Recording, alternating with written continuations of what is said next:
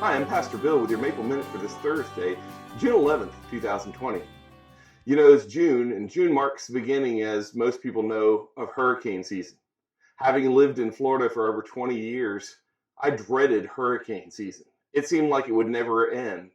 In fact, they marked the beginning of June as beginning of hurricane season, and it really didn't get over until the end of November. That's a long season.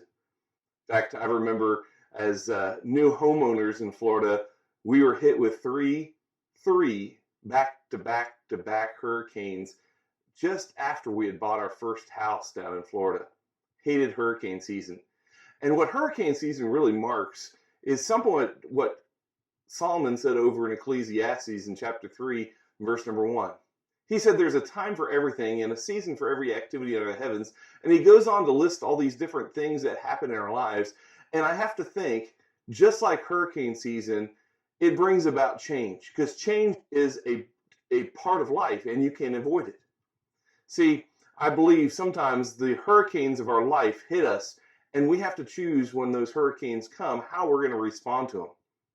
Too often our relationships are blown apart because we're completely unprepared for the storms or the hurricanes and the stresses that come into our lives because of them. We get pounded by an unexpected tragedy or a crisis that blindsides us, and we can't prevent the hurricane winds of change from blowing into our lives. They blow into our marriages sometimes, our families, our relationships, even our careers. But let me just tell you this, we can prepare for them and learn from prior storms. You see, the winds of change, just like hurricanes, will either make you stronger or knock you down. Bottom line is, it all depends upon your response. Jesus talked about this at the end of his Sermon on the Mount over in Matthew chapter 7, as he talked about the wise man and the foolish man and what they build on, using that foundation of Jesus' teaching to illustrate the strength of a foundation. You see, by putting biblical principles into practice, we'll see that we can not only survive the winds of change, but we can often harness those winds of change to fill our sails and propel us forward. You know, it's hard to stop a storm in progress. I think about the storm that Jonah went through because he was running from God. And then I think of over in Acts chapter 27 about the storm that Paul rode out in that ship as he was being transported to Rome. Those storms were inevitable. Change is often inevitable. It reminds me of Thanos from the Avengers movies. If you've ever seen that, Thanos says, "I am inevitable." Change is inevitable, though. That's the truth. And change is signs of life, too, by the way.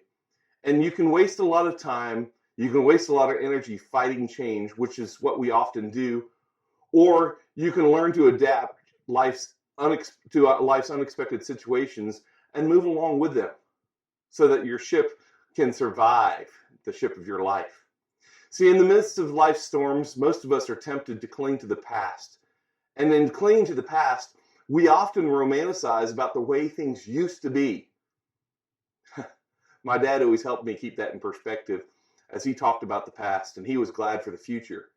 He said he remembered as a kid having to run down a path in the middle of the night to a little old outhouse because they didn't have indoor plumbing. And he said there's nothing better than indoor plumbing in life, and he was glad for the advancements, even though so many of his generation had romanticized the past. You know, the reality is that if we don't learn to adapt to the winds of change, we'll never enjoy life. That's just the bottom line. We'll be sour and sad. That's really what Jonah went through. He was bitter about the changes. He didn't want the Ninevites to accept God and repent of their sins. He wanted God to wipe them out because they were cruel. They were mean. And I think that was just how he just saw life. You know, change is frightening. Change is uncertain. Change is sometimes even threatening to us. But I want you to know change can also be healthy, dynamic, refreshing, and I would say most of all, change is necessary. Think about this. If you'd never changed from the day you were born, doctors would be looking at you thinking there's something very wrong. That's just the truth. See, we must embrace the facts that life is a voyage, and it's a journey, and our ship will encounter storms at times.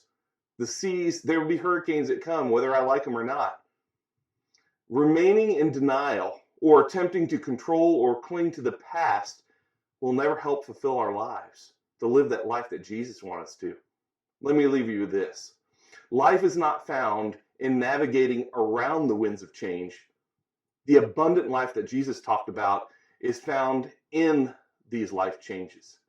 So as seniors are graduating and you're starting a new change in your life, as adults, we're changing because of the virus and all different social actions in society and different problems that come about. Embrace the change. Find God in the midst of the storms, because he is the anchor for our souls, steadfast and sure. Until next time, this has been your Maple Man.